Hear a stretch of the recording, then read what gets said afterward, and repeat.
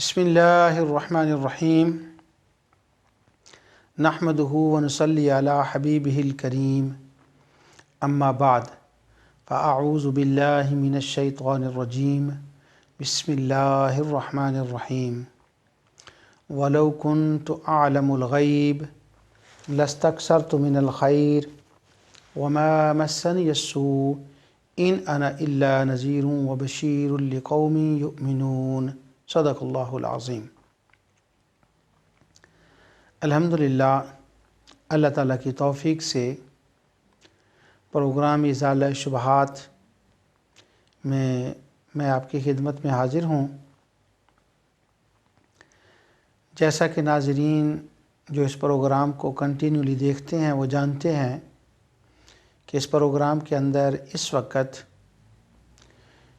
شرک فی العلم کا موضوع جو ہے وہ چل رہا ہے کہ نبی کریم صلی اللہ علیہ وسلم اور دیگر انبیاء اور صالحین کے لیے لفظ علم غیب بولنا بعض احباب کے نزدیک یہ شرکیہ کلمہ ہے اور وہ اس کو شرک سمجھتے ہیں، اور جب کسی چیز کو وہ شرک قرار دیتے ہیں تو اس کے لیے کچھ ایویڈنسز کی ضرورت ہوتی ہے۔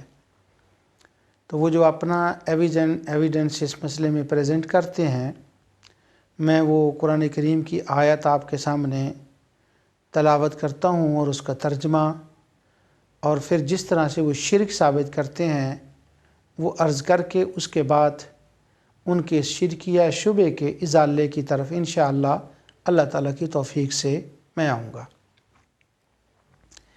پہلے سنیے، اللہ تعالیٰ فرماتا ہے وَلَوْ كُنْتُ أَعْلَمُ الْغَيْبِ، اگر میں غیب جانتا ہوتا۔ یہ آیت 188 ہے سورۃ اعراف کی۔ وَلَوْ كُنْتُ أَعْلَمُ الْغَيْبِ، اگر میں غیب جانتا ہوتا، لَاسْتَكْثَرْتُ مِنَ الْخَيْرِ، تو میں بہت سی نیکیاں اکٹھیاں کر لیتا۔ وَمَا مَسَّنِيَ السُّوءُ، اور مجھ کو برائی تکلیف نہ پہنچاتی، مجھے برائی ٹچ نہ کرتی، مجھے برائی نہ پہنچتی۔ ان انا الا نذیر و بشیر لقوم یؤمنون، میں تو صرف مومنوں کو ڈر اور خوشخبری سنانے والا ہوں۔ اس آیت کو پڑھنے کے بعد شبہ ڈالنے والے دوست شبے کا سٹارٹ یوں لیتے ہیں، وہ کہتے ہیں کہ دیکھو نبی کریم صلی اللہ علیہ وسلم نے فرمایا اگر میں غیب جانتا ہوتا تو میں بہت سی نیکیاں جمع کر لیتا۔ تو حضور صلی اللہ علیہ وسلم نے تمام نیکیوں کو جمع نہیں کیا، یعنی تمام نیکیاں نہیں کیں۔ تو جب حضور نے تمام نیکیاں نہیں کیں تو آپ کے پاس علم غیب نہ ہوا، اور جو کوئی کہے علم غیب ہے وہ شرک کرتا ہے، کیونکہ جب ساری نیکیاں نہیں تو علم غیب بھی نہیں۔ اور وما مسنی السوء، دوسری بات یہ تھی کہ مجھے کوئی برائی نہ پہنچتی، اور جو حضور صلی اللہ علیہ وسلم کو برائی پہنچی ہے، جب ان کو برائی پہنچی، ہم جانتے ہیں کہ ان کو برائی پہنچی ہے، تو پھر علم غیب نہ ہوا۔ یعنی اس کا نتیجہ یہ نکلا کہ جب غیب ہوتا، اگر غیب ہوتا تو نیکیاں زیادہ ہوتیں اور برائی ٹچ نہ کرتی، تو جب نیکیاں بھی زیادہ نہیں تو برائی نے بھی ٹچ کیا، تو معنی یہ نکلا کہ ان کو غیب نہیں۔ اس طرح سے اس کا استدلال کیا جاتا ہے۔ یہ کرنے کے بعد اس پہ چند الفاظ ایڈ کیے جاتے ہیں، وہ یہ کہ لوگوں دیکھ لو، اللہ تعالیٰ اپنی مخلوق کو شرک سے بچانا چاہتا ہے۔ وہ اپنے حبیب علیہ الصلاۃ والسلام سے یہ اعلان کروا رہا ہے کہ میں غیب نہیں جانتا۔ یہ محض اس لیے ہے کہ لوگ شرک سے بچیں، مگر ان پڑھ لوگ جو ہیں وہ پھر بھی حضور صلی اللہ علیہ وسلم کے لیے علم غیب ثابت کرتے ہیں، اور اس طرح سے وہ خود بھی شرک کے مرتکب ہوتے ہیں، شرک کے گڑھے میں گرتے ہیں، اور دوسرے لوگوں کو بھی شرک کے گڑھے میں دھکیلتے ہیں۔ اب یہ شبہ آپ نے سن لیا، آیت کا ترجمہ بھی آپ نے سن لیا۔ اس کے بعد جو کچھ اس کے ازالے کے لیے میں کہنے جا رہا ہوں اس کا خلاصہ 2-3 الفاظ میں عرض کرتا ہوں۔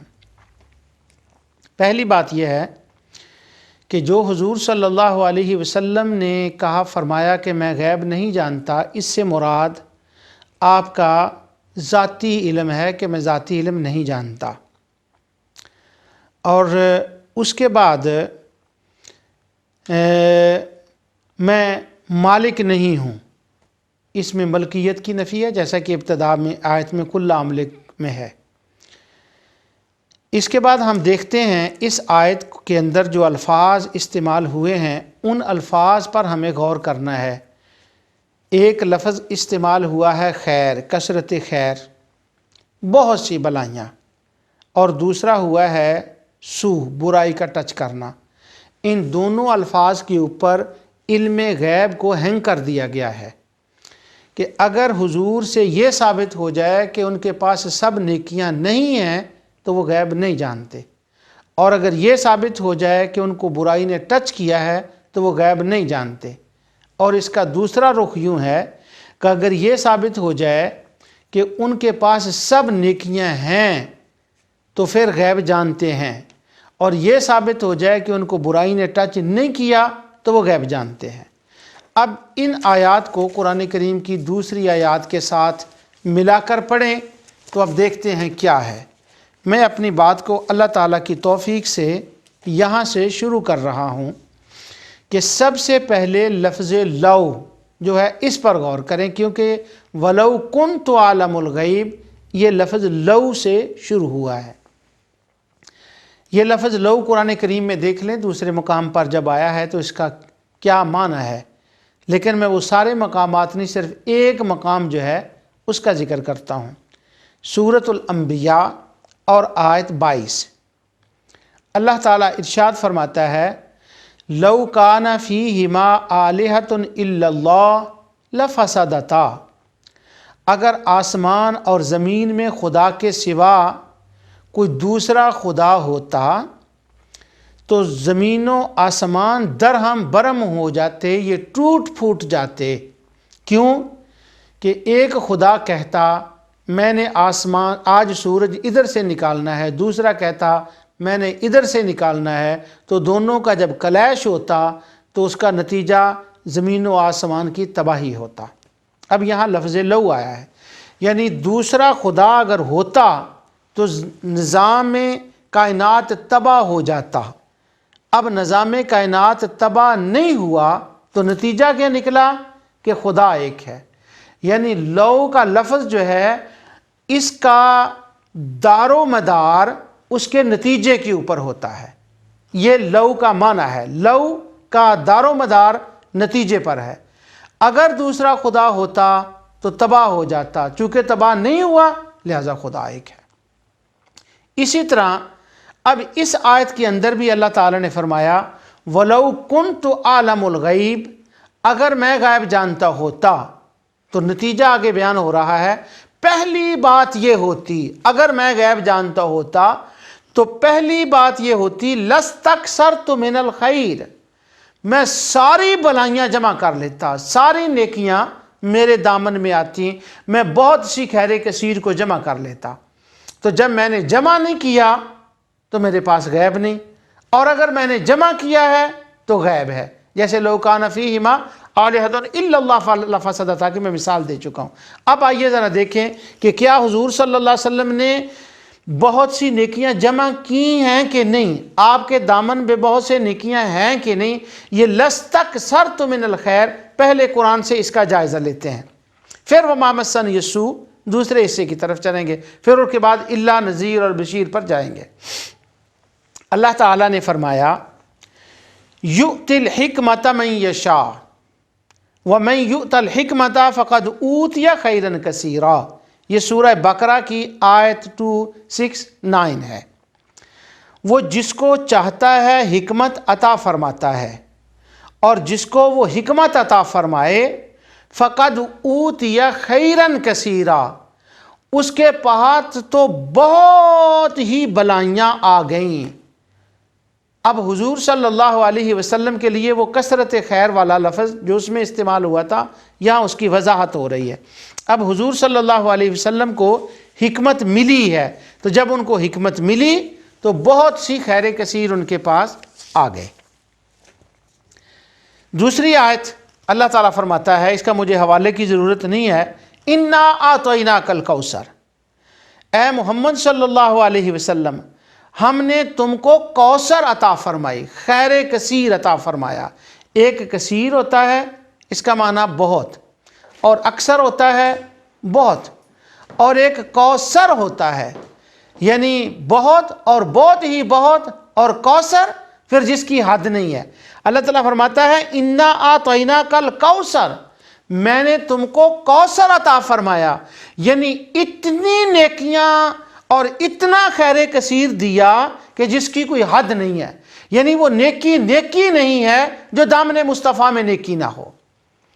کچھ لوگ ناظرین میں سے یہ کہہ دیں گے کہ یہ محبت والی باتیں، صوفیوں والی باتیں، لوگوں کو بھڑکانے والی باتیں کرتے ہیں کہ وہ نیکی نہیں ہے جو حضور کے دامن میں نہ ہو، حالانکہ بہت سی وہ نیکیاں ہیں جو حضور صلی اللہ علیہ وسلم نے نہیں کی اور وہ حضور کے دامن میں نہیں ہیں۔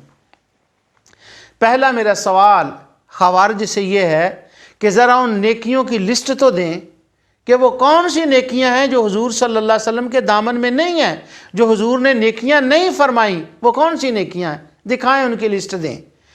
اب ہم دکھاتے ہیں اللہ تعالیٰ کی توفیق سے کہ حضور کے پاس ساری نیکیاں ہیں، کیونکہ اللہ تعالیٰ فرماتا ہے وَمَن يُؤْتَ الْحِكْمَةَ فَقَدْ أُوتِيَ خَيْرًا كَثِيرًا، بہت نیکیاں ان کو دے دی گئیں، اِنَّا أَعْطَيْنَاكَ الْكَوْثَرَ، ہر قسم کی خیر کثیر ان کو دے دی گئی۔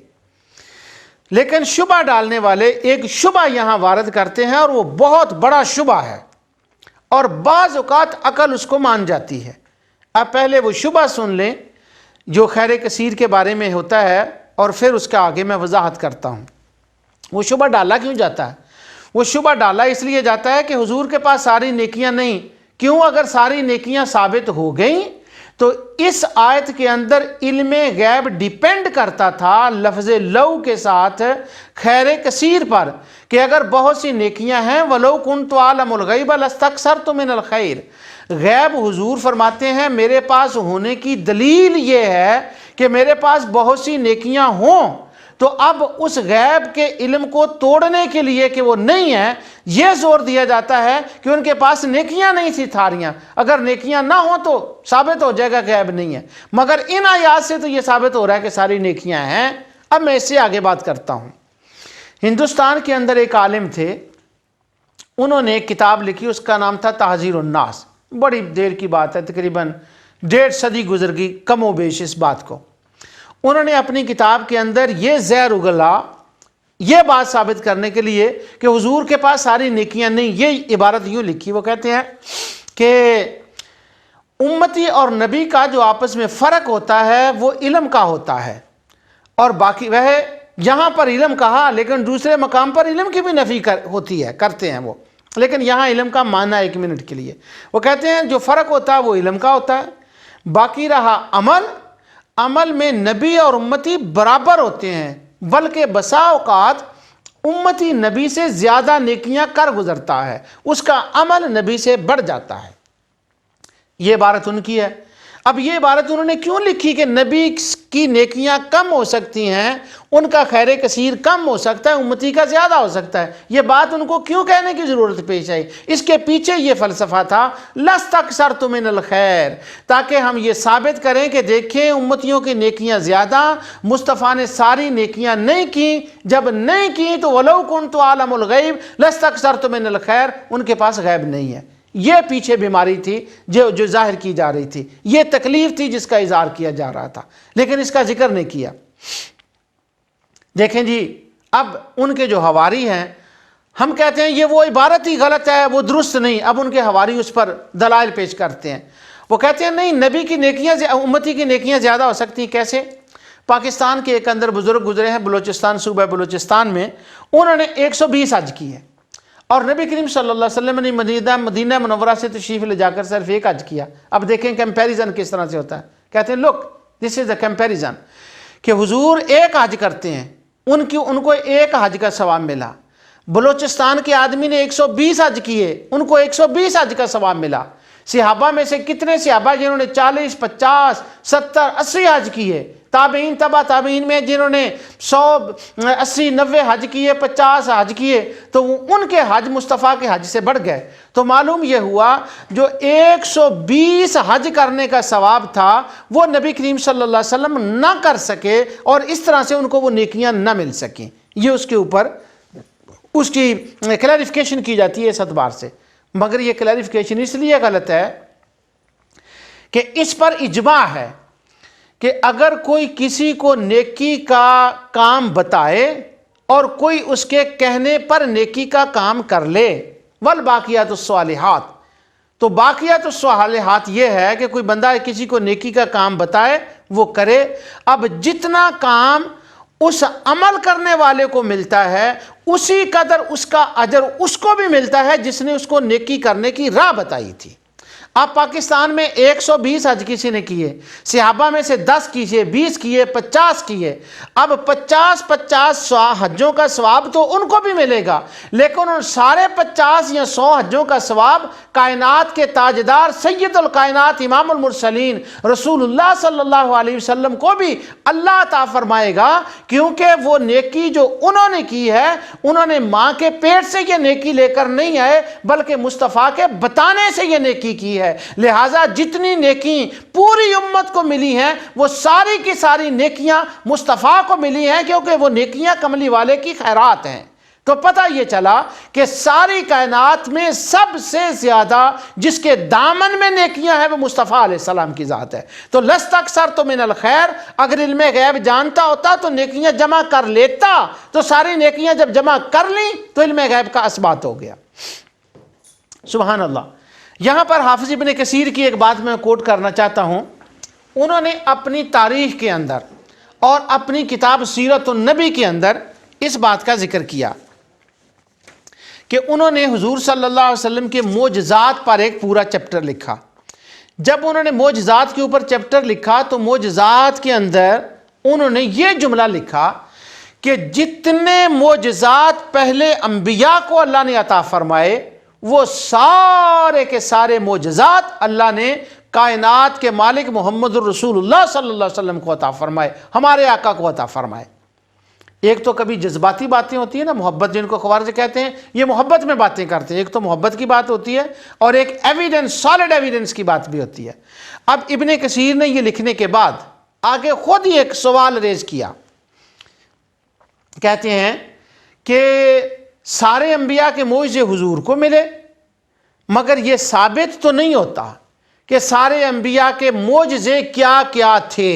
پہلی بات تو یہ ہے، 1,24,000 قرآن میں تو صرف 26 انبیاء کا ذکر آیا ہے، وہ سب کے معجزے تو قرآن میں آئے بھی نہیں، ہمیں پتہ بھی نہیں۔ تو اب ہم کیسے کہہ دیں کہ سارے آ گئے ہیں حضور کے پاس؟ چلو سارے، وہ جن کا نہیں علم وہ تو نہیں علم، پر جن کا علم ہے وہ بھی معجزے حضور کے سامنے سارے حضور کے ہاتھ سے ظاہر نہیں ہوئے، تو پھر کیسے کہیں گے کہ نبی کریم صلی اللہ علیہ وسلم کے پاس سارے آ گئے؟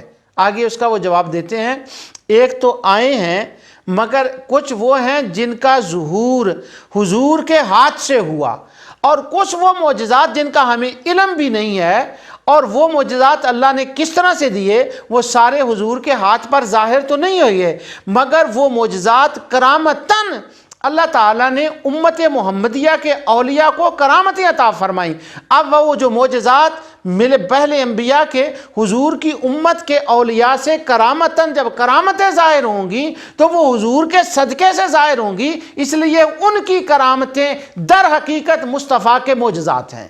اور اس پر علامہ ابن کثیر نے پھر اولیاء اللہ کی کرامات کا اس چیپٹر میں ذکر کیا ہے، جس میں ابو مسلم خولانی کا بڑی کثرت سے رحمۃ اللہ تعالی علیہ کی کرامات کا ذکر کیا ہے، مردوں کے زندہ کرنے کا ذکر کیا ہے، بہت سی اولیاء اللہ کی کرامات کا اس میں ذکر کیا ہے۔ تو یہ بات میں نے اس لیے کی تاکہ وضاحت ہو جائے کہ مصطفیٰ کا امت کی نیکیاں نبی کی نیکیاں ہیں، کیونکہ اس کے بتانے سے ان کو ان نیکیاں کرنے کا پتہ چلا ہے۔ لہٰذا امتی کبھی نیکی سے نہ بڑھ سکتا ہے اور نہ کوئی وہ نیکی ہے جو مصطفیٰ سے رہ جائے۔ اگر کسی نیکی کا حضور کے ہاتھ سے اظہار نہ ہوا ہو، اگر خوارج ڈھونڈ نکالیں، پہلے تو میں نے کہا لسٹ دیں کہ وہ کون سی نیکی ہے، اور اگر وہ ڈھونڈ نکالیں کہ یہ 10 نیکیاں ہیں جو امت نے کی ہیں مگر حضور نے نہیں کی، مگر پھر بھی وہ حضور کی نیکیاں بن جائیں گی کیونکہ حضور کے کہنے پر وہ کی گئی ہیں، تو لست اکثر تو من الخیر کا مسئلہ حل ہو گیا کہ ساری نیکیاں مصطفیٰ کے دامن میں ہیں، بلکہ وہ نیکی نہیں ہے جو مصطفیٰ کے دامن میں نہ ہو۔ اب دوسری جو کنڈیشن تھی غیب جاننے کی کہ اگر میں غیب جانتا تو مجھے سو ٹچ نہ کرتا، مجھے برائی نہ پہنچتی۔ اب جو برائی پہنچنے کا معنی ہے خوارج اس کی تقسیم کرتے ہیں، لیکن میں اللہ تعالیٰ کی توفیق سے وہ ساری جاتا ہوں۔ دیکھیں قرآن میں برائی کس کو کہا گیا ہے۔ اس کی ابتدا میں سورہ بقرہ کی آیت 169 سے کر رہا ہوں تاکہ پہلے سو کو سمجھیں کہ وما مسن، یہ سو، مجھے سو نہ آتی، یہ سو کیا چیز ہے۔ سبحان اللہ، ہو سو اور مصطفیٰ کی طرف جائے، یہ کس طرح سے ہو سکتا ہے؟ اس کی تھوڑی سی وضاحت میں آگے جا کر کروں گا جب حضور کا ذکر آئے گا۔ سورہ بقرہ آیت 169 اللہ تعالیٰ فرماتا ہے انما یأمرکم بالسوء والفحشاء، شیطان تم کو حکم دیتا ہے سو کا اور فحشاء کا۔ علامہ قرطبی نے سو اور شاہ کا اسی آیت کی تفسیر میں ذکر کیا ہے کہ سو کسے کہتے ہیں اور فحشاء کسے کہتے ہیں۔ وہ فرماتے ہیں گناہ 2 قسم کے ہیں۔ ایک گناہ وہ ہے جس گناہ سے اللہ تعالیٰ کی ناراضگی تو ملتی ہے مگر دنیا میں اسلامی قانون کے اعتبار سے اس پر سزا وارد نہیں، نافذ نہیں ہوتی، حد اس پر نافذ نہیں ہوتی، حد نہیں ہوتی۔ مثلا جھوٹ بولنا اللہ تعالیٰ کی ناراضگی کا سبب ہے، غیبت کرنا اللہ تعالیٰ کی ناراضگی کا سبب ہے، لیکن مگر اس پر حد نہیں۔ اب شراب پینا، قتل کرنا، اس پر حد ہے، تو جس پر حد ہو وہ فحشاء ہے اور جس پر حد نہ ہو وہ سو ہے۔ اب حضور علیہ السلام پر اگر سو کا اطلاق کیا جائے کہ حضور کو سو نے ٹچ کیا ہے تو نعوذ باللہ کیا کہیں گے کہ حضور علیہ السلام سے برائیوں کا، گناہوں کا اظہار ہوا ہے؟ نہیں۔ پھر اس سو کے بھی کوئی سٹیجز ہیں، میں اس سٹیجز کے تھرو جاتا ہوں۔ اس کی پہلی سٹیج کفر ہے، مصطفیٰ کے نزدیک کفر بھی نہیں آیا۔ دوسرا سٹیج گناہ ہے، وہ گناہ بھی حضور کے پاس نہیں آیا۔ تیسری سٹیج اس کا بیمار ہونا ہے، وہ بیماری بھی حضور کے پاس نہیں آئی بیماری بن کر۔ اور چوتھی سٹیج فتوحات ہیں۔ یہ خوارج کی تقسیم ہے جو انہوں نے کی ہے، میں کر رہا ہوں اور میں انہی کے تھرو قرآن کریم کی آیات سے جا رہا ہوں۔ سب سے پہلے سو کو دیکھیں کہ کیا حضور علیہ السلام کے لیے یہ سو ثابت ہے؟ اللہ تعالیٰ نے قرآن کریم میں سورہ مومن کے اندر، جس کو سورۃ غافر بھی کہتے ہیں، فرعون کا تذکرہ کیا۔ اللہ تعالیٰ فرماتا ہے فرعون نے حامان سے کہا میرے لیے ایک بلڈنگ بناؤ، اور جب بلڈنگ بناؤ تو اس میں کیا کروں گا؟ اس بلڈنگ پر چڑھ کر اسباب السماوات فاطلع الی الہ موسیٰ وانی لاظنہ کاذبا، یعنی آسمانوں کے رستوں پر پھر موسیٰ کے خدا کو دیکھ لوں، میں اس پہ جاؤں گا اور خدا کے موسیٰ کے خدا کو آسمانوں میں تلاش کرنا چاہتا ہوں۔ جس خدا کی موسیٰ بات کر رہا ہے وہ کون سا خدا ہے؟ فرعون کے طرفدار خوارج علماء ہمیشہ یہ کہتے ہیں کہ نہیں جی، فرعون اپنی عبادت نہیں کراتا تھا، بس وہ خدا کو مانتا تھا، وہ قانونی طور پر وہ خدا بنا ہوا تھا۔ اب یہ دیکھیں، اگر وہ خدا کو مانتا تھا تو آسمان سے جا کر وہ جان کر دیکھنے والا تھا۔ یہ ربوبیت کا شرک کبھی نہیں ہوا، اس وجہ سے وہ فرعون کے طرفدار بن جاتے ہیں۔ ہر روز چینلز پر تقریریں آ رہی ہیں کہ نہیں فرعون وہ خدا کو مانتا تھا۔ اب یہ دیکھیں، فاطلع الی الہ موسیٰ، میں جاؤں اور اس کو دیکھوں، وانی لاظنہ کاذبا، میں تو اس کو جھوٹا مانتا ہوں، نعوذ باللہ فرعون کو۔ آگے کہتا ہے اللہ تعالیٰ فرماتا ہے وَكَذَلِكَ زُيِّنَ لِفِرْعَوْنَ سُوءُ عَمَلِهِ، یہ سو تھا، یہ برائی تھی جس نے فرعون کو ٹچ کیا تھا، اس تک کفر کی برائی پہنچی تھی، اور اس کفر کی برائی سو کی وجہ سے اس کو برے کام بھی اچھے نظر آنے لگے۔ تو سو فرعون کو لگتی ہے، سو ابو جہل کو لگتی ہے، سو فرعون عتبہ کو لگتی ہے، عتیبہ کو لگتی ہے، کفار کے لیے سو ہے۔ انبیاء کے لیے کیا ہے؟ اسی فرعون کے بیان میں آگے سنیے، اسی صورت میں اللہ تعالیٰ فرماتا ہے، آیت 45 دیکھیں، فَوَقَاهُ اللَّهُ سَيِّئَاتِ مَا مَكَرُوا وَحَاقَ بِآلِ فِرْعَوْنَ سُوءُ الْعَذَابِ۔ اللہ تعالیٰ فرماتا ہے غرض کہ خدا نے موسیٰ کو سیئات ما مکرو، وہ جو برائی تھی نا، سو تھی، سو جو فرعون کو لگی تھی اور اس کے نمائندگان کو لگی تھی، اس سو نے موسیٰ کو تو ٹچ بھی نہیں کیا، وہ برائی موسیٰ کو نہیں پہنچی، ہم نے اس سو سے موسیٰ کو بچا لیا علیہ السلام۔ آگے اللہ تعالیٰ فرماتا ہے وَحَاقَ بِآلِ فِرْعَوْنَ سُوءُ الْعَذَابِ، چونکہ دنیا میں اس کو سو پہنچ چکی تھی، آخرت میں بھی برا عذاب اس کو پہنچے گا۔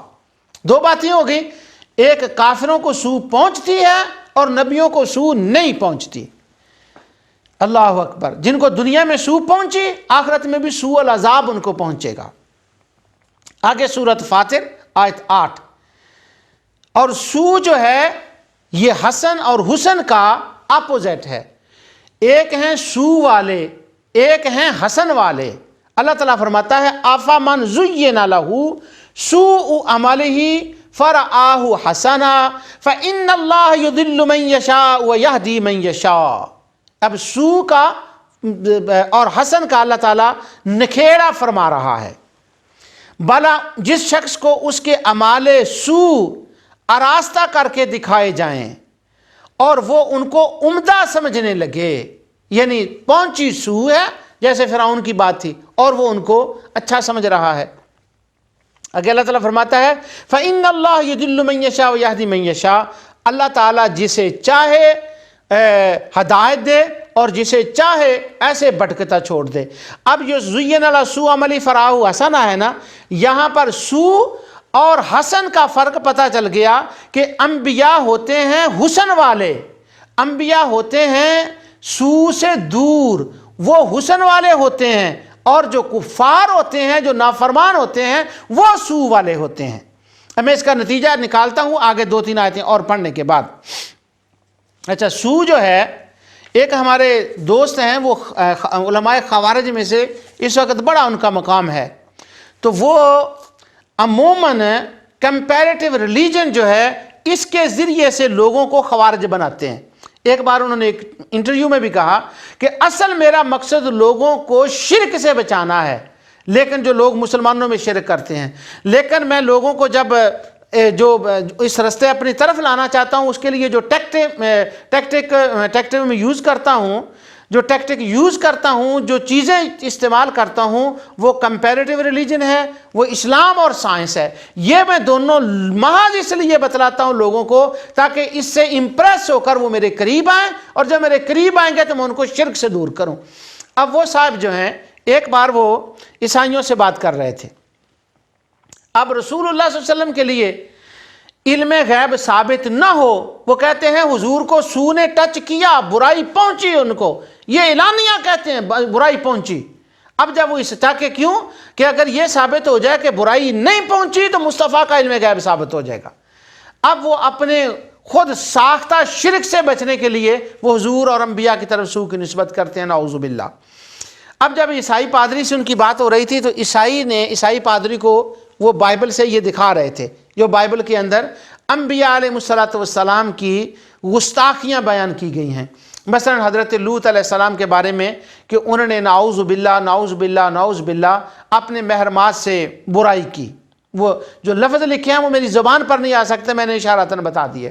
اسی طرح نوح علیہ السلام کے بارے میں فلاں، تو یہ صاحب ان کو بتا رہے تھے کہ یہ اللہ کا کلام بائبل بنا کیسے ہو سکتا ہے، اس میں تو لکھا ہے انبیاء نے یہ کیا۔ انبیاء تو وہ ہوتے ہیں جن کو سو نہیں ٹچ کرتی، برائی ان کو پہنچتی نہیں، یہ تو برے کام ہیں، نبی کیسے برے کام کر سکتے ہیں، تو لہٰذا یہ خدا کا کلام نہیں۔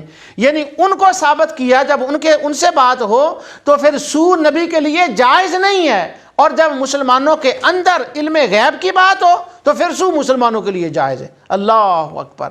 اب دیکھیے سو کے بارے میں آپ کو بتا رہا ہوں کہ سو نبی کے پاس نہیں آتی، نبی سے سو کو دور رکھا جاتا ہے۔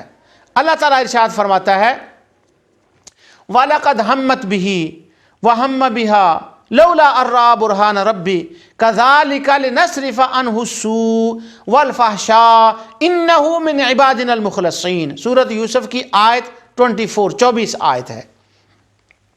اللہ تعالیٰ فرماتا ہے جب زلیخا لے گئی حضرت یوسف علیہ السلام کو تو اس نے سوء کا ارادہ، برائی کا ارادہ کر لیا، اور حضرت یوسف بھی برائی کا ارادہ کر لیتے اگر وہ اللہ کی روشن دلیل کو نہ دیکھ لیتے۔ اب وہ جو روشن دلیل یوسف علیہ السلام نے دیکھی تھی وہ کیا تھا؟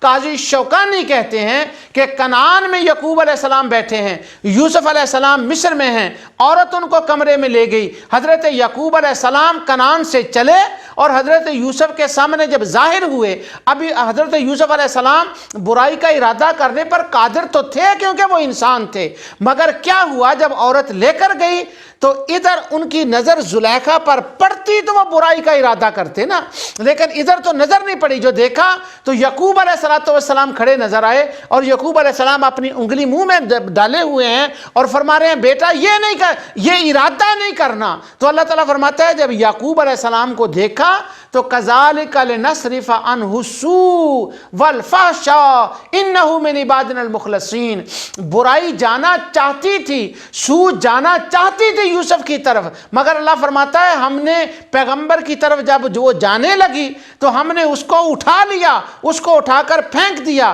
انہ کان من عبادنا المخلصین، ہم اپنے تمام مخلص بندوں سے اسی طرح کرتے ہیں کہ جب سوء ان کی طرف جائے تو ہم سوء کا رخ موڑ دیتے ہیں۔ سوء کی کیا مجال کہ وہ اللہ کے نبیوں کو اور اللہ کے انبیاء کی طرف وہ جائے۔ سبحان اللہ، اللہ فرمائے سوء نہیں جا سکتی اور میں اپنے انبیاء سے سوء کو محفوظ فرماتا ہوں۔ اس کا نتیجہ آگے آ رہا ہے۔ آگے حضرت سیدنا یوسف علیہ السلام کا ہی دوسرا سنیں کہ جب آپ کو جیل سے نکالا گیا، جیل سے نکالنے کے بعد حضرت یوسف علیہ السلام نے فرمایا قال ما خطبکن اذ راوتن یوسف عن نفسہ، سورۃ یوسف کی آیت 51 ہے۔ بادشاہ نے عورتوں سے پوچھا، یعنی یوسف علیہ السلام نے فرمایا ان عورتوں کو بلاؤ، وہ بلائی گئی، یہ پیچھے ذکر ہے اس کا۔ جب پوچھو سے بادشاہ نے عورتوں سے پوچھا کہ بھلا اس وقت کا مجھے حال بتاؤ جب تم نے سوء کا ارادہ کیا اور یوسف کو اپنی طرف مائل کرنے کی کوشش کی، اذ راوتن، پھسلانے کی کوشش کی، ان نفسہ ہی۔ عورتیں کہتی ہیں قلنا حاشا للہ ما علمنا علیہ من سوء، اللہ اکبر، بول اٹھی کہ حاشا وکلا، جیسے ہم اپنی زبان میں کہتے ہیں حاشا وکلا، حاشا للہ، بھائی اللہ، ہم نے یوسف کے اندر کوئی سوء نہیں دیکھی۔ خدا کہے سوء نہیں جاتی، ہم پھیر لیتے ہیں۔ وہ جو عورتیں جن کے پاس سوء تھی، برائی کا ارادہ لے کر گئیں، وہ کہتی ہیں ہم نے سوء نہیں دیکھی، وہ بھی کہہ رہے ہیں ہم نے نہیں دیکھی، اللہ بھی فرما رہا ہے نبیوں کے پاس سوء نہیں ہوتی۔ تو سبحان اللہ، بلا علم غیب کی نفی ثابت کرنے کے لیے خارجیوں، تمہیں یہ کیا ضرورت پیش آئی کہ تم سوء کی نسبت نبی کی طرف کرتے ہو؟ بلکہ میں تو یہ کہتا ہوں، یہ ذوق کی بات ہے، دلیل کی نہیں کہہ رہا، کہ اگر سوء نبی کی طرف چلی جائے اور نبی کے گھر میں داخل ہو جائے اور نبی اس کو ٹچ کر لے، خدا کی قسم وہ سوء نہیں رہے گی، وہ نیکی بن جائے گی۔ کیوں کہ سوء نبیوں کی طرف نہیں جاتی، اگر نبی ٹچ کر لے تو وہ نبی کا کچھ نہیں بگاڑے گی، اس کی حالت بدل جائے گی، وہ سوء نہیں، وہ برائی نہیں، وہ نیکی بن جائے گی۔ آگے سنیے، اور اللہ تعالیٰ عام مومنوں کے بارے میں، مومنوں کی شان کے مطابق، انبیاء والی نہیں، مومنوں کی شان کے مطابق، صحابہ کرام احد کی لڑائی وار کے لیے گئے تو منافقوں نے ان کے دل میں کچھ جو تھے وہ شبہات ڈالنے شروع کر دیے، یہ ان کی شان کے مطابق ایک سوء تھی۔ اللہ تعالیٰ ان کے بارے میں فرماتا ہے فَانْقَلَبُوا بِنِعْمَةٍ مِّنَ اللَّهِ وَفَضْلٍ لَّمْ يَمْسَسْهُمْ سوء واتبعوا رضوان اللہ واللہ ذو فضل عظیم۔ ان منافقوں نے چاہا کہ ان کے اندر سوء کو داخل کریں، اللہ تعالیٰ فرماتا ہے پھر وہ خدا کی نعمتوں اور اس کے فضل کے ساتھ واپس لوٹے۔ لم یمسسہم سوء ان کے قریب نہیں گئی، واتبعوا رضوان اللہ، اللہ اکبر، اور وہ خدا کی خوشنودی کے تابع رہے۔ سبحان اللہ، انہوں نے چاہا سوء جائے مگر کہ ان کے دل کے اندر کچھ ایسے وسواس پیدا ہو جائیں کہ وہ اسلام سے پھسلیں، یہ سو مسلمانوں کی شان کے مطابق ہے۔ یہ نہیں کہ مسلمان کبیرہ گناہ نہیں کر سکتا، نہیں، یہ اس وقت ان خاص حالات کی بات ہو رہی کہ ان کے پاس وہ سو نہیں آئی۔ آگے اللہ تعالیٰ فرماتا ہے چونکہ دنیا میں ان کے اندر وہ سو نہ آئی، وَيُنَجِّ اللَّهُ الَّذِي سورۃ الزمر آیت 61، وَيُنَجِّ اللَّهُ الَّذِينَ اتَّقَوْا بِمَفَازَتِهِمْ لا يمسهم السوء ولا هم يحزنون، اور جو پرہیزگار سعادت مند نیک اور صالح لوگ کامیاب ہیں، کامیابی کے سبب خدا نے ان کو، اللہ تعالیٰ ان کو نجات دے گا، اور قیامت کے دن لا یمسهم السوء، برائی ان کے قریب نہیں جائے گی، ولا هم يحزنون، اور ان پر کوئی غم نہیں ہوگا۔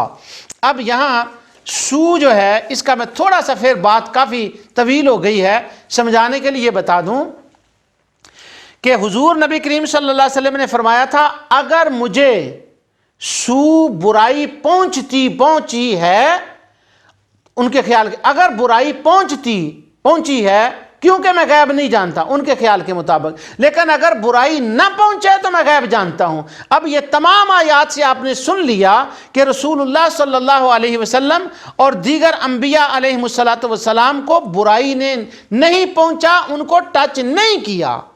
ایک اور میں بات آپ کو یہاں بتا دوں، حضور صلی اللہ علیہ وسلم کا اسم گرامی ہے محمد صلی اللہ علیہ وسلم، اور محمد کا معنی ہی بے عیب ہوتا ہے۔ محمد کا معنی یہ ہوتا ہے کہ جس کو کسی برائی نے ٹچ نہ کیا ہو، نہ چھوا ہو، اس نے کوئی برا کام نہ کیا ہو، اور سارا جہان، سارا جگ اس کی تعریف کرے، وہ محمد ہے۔ جس کی بار بار تعریف کی جائے وہ محمد ہے صلی اللہ علیہ وسلم۔ اب میں ناظرین پر چھوڑتا ہوں، آپ کے ایمان کا تقاضا کیا کہتا ہے کہ اگر برائی حضور کو ٹچ کرے، حضور کو پہنچے، تو کیا حضور محمد رہتے ہیں صلی اللہ علیہ وسلم؟ وہ تو محمد ہی نہیں رہتے۔ محمد رہتے ہی تب ہیں کہ اگر ان کو ساری بلائیاں ہوں، کوئی عیب نہ ہو، اور بس بلائیاں ہی بلائیاں ہوں، خوبیاں ہی خوبیاں ہوں، حسن ہی حسن ہو، تعریفیں ہی تعریفیں ہوں، اگر یہ سارا کچھ اس طرح سے ہو تو محمد بنتے ہیں۔ اگر برائی ٹچ کر لے تو محمد نہیں رہتے صلی اللہ علیہ وسلم۔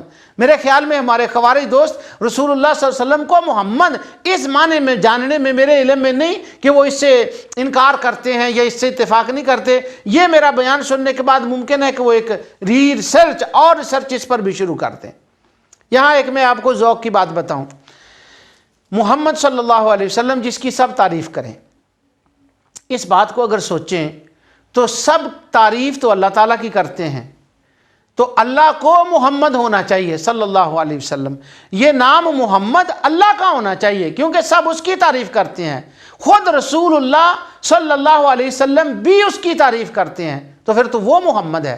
محمد صلی اللہ علیہ وسلم محمد تو نہیں، وہ محمد ہے، لیکن نہیں، خدا محمد نہیں، محمد ہی محمد ہے۔ اس کی کیا وجہ؟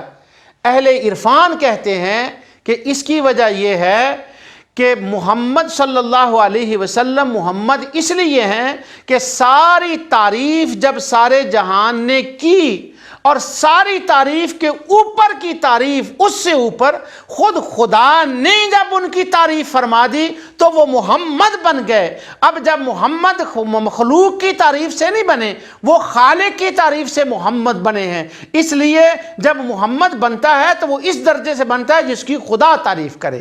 اس لیے خدا جو ہے اس کی صرف مخلوق تعریف کرتی ہے، تو مخلوق کی تعریف سے کوئی محمد نہیں بنتا، محمد خالق کی تعریف سے بنتا ہے صلی اللہ علیہ وسلم۔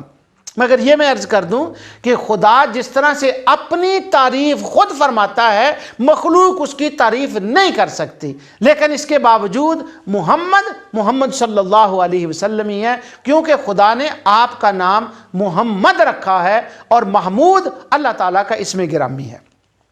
یہ ذوق کی بات میں نے اس لیے کر دی کہ محمد کا معنی معلوم ہو جائے کہ ان کے پاس سو نہیں ہے۔ اب یہ سو جو ہے حضور کو برائیاں پہنچی، یہ جو رٹ لگائی جاتی ہے، اس کی ابتدا کیسے ہوئی؟ اب اس کے لیے آپ پڑھیے سورہ توبہ اور اس کی آیت نمبر 98۔ جو منافق تھے جنہوں نے ظاہراً کلمہ پڑھا تھا، وہ نماز روزہ بھی کرتے. انہوں منافقوں نے یہ سمجھ لیا تھا کہ نماز روزہ کرنا، نیک اعمال کرنا یہ ایمان ہے. پر اللہ تعالیٰ نے فرمایا قالت الاعراب آمنا قل لم تؤمنوا ولکن قولوا اسلمنا.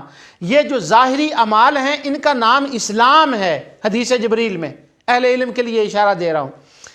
ویسے اسلام کا کبھی اطلاق ہر چیز پر بھی ہوتا ہے، پورے دین پر بھی ہوتا ہے، پر حدیث جبریل میں اسلام کا اطلاق جو ہوا ہے وہ اعمال صالح پر ہوا ہے. وہ سمجھتے تھے ہم نیک کام کرتے ہیں تو ہم مسلمان ہیں. تو اللہ تبارک و تعالی نے فرمایا قالت الاعراب آمنا قل لم تؤمنوا ولکن قولوا اسلمنا ولما يدخل الایمان. تم یہ نہ کرو ہم ایمان لے آئے، ایمان تو تمہارے دلوں میں بھی داخل نہیں ہوا، تم نے اعمال کو ایمان سمجھا ہے. جو ایمان ہے یہ اعمال کے رستے سے نہیں آتا. یہ لا یؤمن احدکم حتی یکون احب الیہ من والدہ وولدہ والناس اجمعین. یہ تو محبت کے رستے سے آتا ہے. ایمان تب آتا ہے جب مصطفیٰ کو ساری کائنات سے زیادہ محبوب سمجھو. ان کو تو تم نے محبوب نہیں سمجھا. یہ نماز روزے کو تم نے ایمان سمجھ لیا، یہ ایمان نہیں. یہ اسلام کی پروٹیکشن کے اندر، اس کے معاملات کے اندر، قانون کے اندر اسلام میں تو آگے ہو لیکن ایمان میں نہیں آئے، کیونکہ ایمان محبت مصطفیٰ کا نام ہے. اب وہ جو منافق تھے اللہ تعالیٰ نے ان کا ذکر فرمایا وَمِنَ الْأَعْرَابِ مَنْ يَتَّخِذُ مَا يُنْفِقُ مَغْرَمًا وَيَتَرَبَّصُ بِكُمُ الدَّوَائِرَ. اللہ تعالیٰ فرماتا ہے یہ جو منافق ہیں، دیہاتی لوگ ہیں، جب یہ خرچ کرتے ہیں اللہ تعالیٰ کے رستے سے تو اس کو یہ تاوان سمجھتے ہیں، باری سمجھتے ہیں، ٹیکس سمجھتے ہیں، مصیبت سے وہ خرچ کرتے ہیں کیونکہ ایمان جو اندر نہیں. وَيَتَرَبَّصُ بِكُمُ الدَّوَائِرَ عَلَيْهِمْ دَائِرَةُ السَّوْءِ. اور یہ اس بات کے منتظر رہتے ہیں کہ ان کو یہ خبر ملے کہ سو نے مصطفیٰ کو ٹچ کیا ہے، حضور پر برے حالات آ گئے ہیں، حضور نبی کریم صلی اللہ علیہ وسلم مشکلات میں آ گئے ہیں، تو یہ حضور کی طرف سو کو دیکھنا چاہتے ہیں. تو حضور کی طرف سو کو جاتے دیکھنا یا سو کی نسبت ان کی طرف کرنا یا سو کے منتظر رہنا یا کتابوں سے سو کو مصطفیٰ کے لیے برائی کو تلاش کرتے رہنا، یہ اہل ایمان کا کام نہیں. یہ کام ابو بکر صدیق نے نہیں کیا، یہ حضرت عمر فاروق نے نہیں کیا، یہ تو دیہاتی منافقوں نے کیا تھا کہ وہ مصطفیٰ کی طرف سو کی نسبت کر رہے تھے اور مصطفیٰ علیہ السلام کی طرف وہ سو کو تلاش کر رہے تھے. نعوذ باللہ من ذالک. اب یہاں پر میں پھر اپنی بات کو دوبارہ واپس لاتا ہوں اور جو میں نے بگننگ میں آیت پڑھی تھی اس آیت کی میں دوبارہ تلاوت کرتا ہوں. اللہ تعالیٰ فرماتا ہے وَلَوْ كُنْتُ أَعْلَمُ الْغَيْبَ لَاسْتَكْثَرْتُ مِنَ الْخَيْرِ وَمَا مَسَّنِيَ السُّوءُ. اگر میں غیب جانتا ہوتا تو بہت سی نیکیاں کٹھیاں کر لیتا، اور مجھے برائی شوتینا گناہ میرے پاس نہ آتا، برائی مجھے نہ ٹچ کرتی. تو میں نے قرآن کی آیات تمام پڑھ کر ناظرین کے سامنے تلاوت کر دی ہیں اللہ تعالیٰ کی توفیق سے کہ حضور نے فرمایا غیب جاننا، اگر یہ جاننا ہو کہ میں غیب جانتا ہوں کہ نہیں تو میری نیکیوں کو دیکھ لو اور سو کو دیکھ لو. اگر سو میری طرف آئے اور سب نیکیاں میرے پاس نہ ہوں تو میں غیب نہیں جانتا، اور اگر یہ سارا کچھ میرے پاس ہے تو میں غیب جانتا ہوں. تو میں نے اللہ کی توفیق سے ثابت کر دیا ساری نیکیاں بھی مصطفیٰ کے پاس ہیں اور سو نے بھی حضور کو ٹچ نہیں کیا کیونکہ وہ محمد ہیں صلی اللہ علیہ وسلم. تو ثابت ہو گیا کہ مصطفیٰ کے پاس علم غیب ہے. یہ کیسے ثابت ہو گیا؟ یہ اس طرح سے ثابت ہو گیا جیسے سورت انبیاء کی آیت 22 میں اللہ تعالیٰ نے فرمایا لَوْ كَانَ فِيهِمَا آلِهَةٌ إِلَّا اللَّهُ لَفَسَدَتَا. سبحان اللہ. اللہ کے ایک ہونے کی دلیل یہ ہے کہ نظام کائنات درم برم نہیں ہوا. اگر درم برم ہو جائے تو سمجھ لو خدا دو ہیں، اگر درم برم نہ ہو تو سمجھ لو خدا ایک ہے. اسی آیت سے یہ ثابت لفظ لو سے ثابت ہوتا ہے. اگر خیر کثیر مصطفیٰ کے دامن میں نظر آ جائیں اور سو نے ٹچ نہ کیا ہو تو سمجھ لو مصطفیٰ کو غیب ہے، اور اگر سو نے ٹچ کیا ہے اور خیر کثیر نہیں ہے تو سمجھ لو کہ مصطفیٰ علیہ السلام کو غیب نہیں ہے. یہاں پر میں سو کا ایک اور تیسرا معنی میں بیان کر رہا ہوں. ایک سو کا معنی ہے عیبدار ہونا، بیماری. اس کا ذکر سورہ طٰہٰ کی آیت 22 میں اللہ تعالیٰ نے حضرت موسیٰ علیہ السلام کو یہ معجزہ عطا فرمایا کہ جب وہ اپنا ہاتھ اپنی بغل میں ڈالتے اور نکالتے تو وہ چمکنے لگتا. اس کا ذکر اللہ تعالیٰ فرماتے ہیں وَضْمُمْ يَدَكَ إِلَى جَنَاحِكَ تَخْرُجْ بَيْضَاءَ مِنْ غَيْرِ سُوءٍ آیَةً أُخْرَى. اور اپنا ہاتھ اپنی بغل سے لگا لو اور وہ کسی عیب اور بیماری کے بغیر سفید چمکتا ہوگا.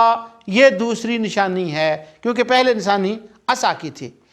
تو یہاں بیماری مراد ہے ایسی بیماری کو جو کسی کو لگ جائے اور اس سے وہ بدہ نظر آئے اور اس کو وہ بیماری جو ہے اس کی شکل بگاڑ دے. یہ بیماری تو نبی کریم صلی اللہ علیہ وسلم کو اس سو نے تو ٹچ نہیں کیا. باقی خوارج یہ بھی کہتے ہیں کہ وہ بیمار تو ہوئے تھے نا, ان کو بخار تو آ گیا تھا نا, ان کا سر درد تو ہوا تھا نا. ہاں سر درد ہوا تھا, ان کو بخار ہوا تھا. کیا یہ سو ہے؟ سو کا تو مطلب یہ ہوتا ہے کہ جو اس کو ڈسٹروئے کر دے, یعنی کسی آدمی کو نقصان پہنچا دے. تو کیا بخار نے نہ آقا دو جہاں صلی اللہ علیہ وسلم کو نقصان پہنچایا تھا, ان کو ڈسٹروئے کیا تھا؟ حضور صلی اللہ علیہ وسلم نے ارشاد فرمایا کہ جو کوئی آدمی بیمار ہوتا ہے جب تک وہ بیمار رہتا ہے اللہ کی رحمت کا نزول اس پر رہتا ہے, اس کے درجات بلند ہوتے ہیں, حتیٰ کہ جو بیمار پرسی کے لیے جائے جب تک وہ آتا جاتا ہے وہ جنت کے باغوں میں چلتا ہے. اب یہ بتائیں کہ بیمار ہونا یہ سو ہوا یا رحمت ہوا؟ یہ سو ہوا, یہ برائی پہنچی ہے حضور صلی اللہ علیہ وسلم کو. یہ تو قیامت کے دن حضور صلی اللہ علیہ وسلم نے فرمایا جو بیمار رہتے ہیں اگر جب قیامت کے دن ان کو اللہ تعالیٰ کی طرف سے اجر اور انعام ملے گا تو جو بیمار نہیں ہوئے وہ اس وقت یہ خواہش کریں گے کہ کاش ہمیں جو زندگی ملی ہے اس میں ہم بیمار ہی رہتے, اور جب بیمار ہی رہتے تو آج ہمیں یہ اجر مل جاتا. تو بخار کا ہونا یہ سو نہیں ہے. کفر والے سو نے ٹچ حضور کو نہیں کیا, گناہ والے سو نے حضور کو ٹچ نہیں کیا, بدہ ہونے والے سو نے حضور کو ٹچ نہیں کیا, بیمار ہونے والے سو نے حضور کو ٹچ نہیں کیا. جو ان کو تباہ کرے ان کے لیے وہ ہلاکت کا سامان بنے, کیونکہ جب بدکار کو بخار آتا ہے وہ سزا کے طور پر آتا ہے, جب مومن انبیاء صالحین کو بخار آتا ہے تو وہ ان کے درجات کی بلندی کے لیے آتا ہے. تو وہ سو تو نہ ہوا. اب چوتھا سو جو ہے وہ سن لے, ٹائم بہت بھاگا جا رہا ہے. چوتھا سو یہ ہے کہ فتوحات کا آنا. یعنی خوارج یہ کہتے ہیں کہ حضور صلی اللہ علیہ وسلم نے فرمایا اگر میرے پاس غیب ہوتا اور مجھے سو ٹچ نہ کرتی, اس کا معنی یہ ہوتا ہے میں فاتح بن جاتا اور دنیا ساری میں فتح کر لیتا, ان سب کا وہ ساری میرے انڈر آ جاتی. پہلے تو یہ کہ یہ سو کا کہاں سے معنی نکالا کہ ساری دنیا میرے انڈر آ جاتی. یعنی جب ہم سے پوچھا جاتا ہے قرآن سے دکھاؤ, بخاری سے دکھاؤ, مسلم سے دکھاؤ, تو جب وہ خود بات کرتے ہیں تو جو بھی چل جائے وہ چل جائے. یہ کہاں سے سو کا معنی نکالا ہے؟ پر فرض کریں اگر نکال ہی لیں, آپ نکال لیں کسی ڈکشنری سے کہ کہیں یہ سو کا معنی لکھا ہوا ہے فاتح ہونا بھی, تو چونکہ حضور فاتح نہیں ہوئے. سبحان اللہ. یاد رکھ لیں حضور صلی اللہ علیہ وسلم اپنے زمانے میں فاتح بنے اور آپ کے بعد آپ کے صحابہ فاتح بنے, اور آج دنیا میں 52 کنٹریز جو ہیں, اگر فتح کا معنی بلائی ہے اور حضور صلی اللہ علیہ وسلم کو اللہ نے یہ خیر کثیر کثرت کے ساتھ یہ بلائی عطا فرمائی ہے, اور قیامت قائم نہیں ہوگی جب تک پوری کائنات میں اسلام نہ پھیل جائے. تو جب امتیوں نے اسلام پھیلایا, امتیوں کے پاس ساری مملکتیں آ گئیں, امتیوں کے پاس فتح آ گئیں, وہ ساری مملکتیں, وہ ساری فتحیں, وہ فاتح جو ہیں وہ در حقیقت مصطفیٰ فاتح ہیں, کیونکہ کائنات کے مالک ان کے صدقے ہی ان کو فتح ملی ہیں. تو اگر مثلا یہ سو کا یہ معنی ہے کہ فتح مل جاتی تو حضور صلی اللہ علیہ وسلم کو کچھ فتح مل گئی, کچھ مل نہیں ہے, اور کچھ قیامت کے دن مل جائیں گی. علامہ ابن کثیر کی اس بات پر میں بات کو ختم کر رہا ہوں کہ جب جنگ یرموک ہوئی تو حضرت ابو عبیدہ اس کے سربراہ تھے. ایک سپاہی ان کے پاس آتا ہے اور آ کر کہتا ہے میری شہادت ہو رہی ہے, میں مصطفیٰ کے پاس جا رہا ہوں, آپ مجھے کوئی حضور کے لیے پیغام دینا چاہتے ہیں تو دیں. یہ واقعہ جنگ یرموک میں تاریخ ابن کثیر میں حافظ صاحب نے لکھا ہے. وہ کہتے ہیں ابو عبیدہ نے حضور ان سے کہا کہ آج تم نے اگر شہید ہو جانا ہے تو جب تم چلے جاؤ ایک تو مصطفیٰ کو ہمارا سلام کہہ دینا, اور دوسرا یہ کہہ دینا یا رسول اللہ صلی اللہ علیہ وسلم, وہ جو آپ فرمایا کرتے تھے نا کہ ہمیں فتوحات ملیں گی, جن جن علاقوں کی آپ نے نشاندہی فرمائی تھی ان میں سے یہ علاقے ہمیں اللہ نے وہ جو تمہارے ساتھ وعدے کیے تھے نا وہ میرے رب نے پورے فرما دیے ہیں، یہ خبر میرے مصطفیٰ کو جا کر دینا اور یہ سلام دینا، اور باقی کے جو وعدے ہیں وہ قیامت تک اللہ ان کو پورا فرما دے گا۔ تو یہ خیر کثیر بھی اللہ تعالیٰ نے حضور صلی اللہ علیہ وسلم کو عطا فرمائی تھی۔ جو کچھ میں نے کہا اللہ تعالیٰ اس کو اپنے حبیب علیہ السلام کے صدقے سے قبول فرمائیں۔ یہ معنی ہے وَلَوْ كُنْتُ عَالَمُ الْغَيْبِ لَاسْتَكْثَرْتُ مِنَ الْخَيْرِ وَمَا مَسَّنِيَ السُّوءُ إِنْ أَنَا إِلَّا نَذِيرٌ وَبَشِيرٌ لِقَوْمٍ يُؤْمِنُونَ۔ نذیر بھی تب ہیں اگر غیب ہے، بشیر بھی تب ہیں اگر غیب ہے، اگر غیب نہیں تو نہ نذیر ہو سکتے ہیں نہ بشیر ہو سکتے ہیں۔ جو کچھ میں نے کہا اللہ تعالیٰ اس کو قبول فرمائے۔ وَمَا عَلَيْنَا إِلَّا الْبَلَاغُ۔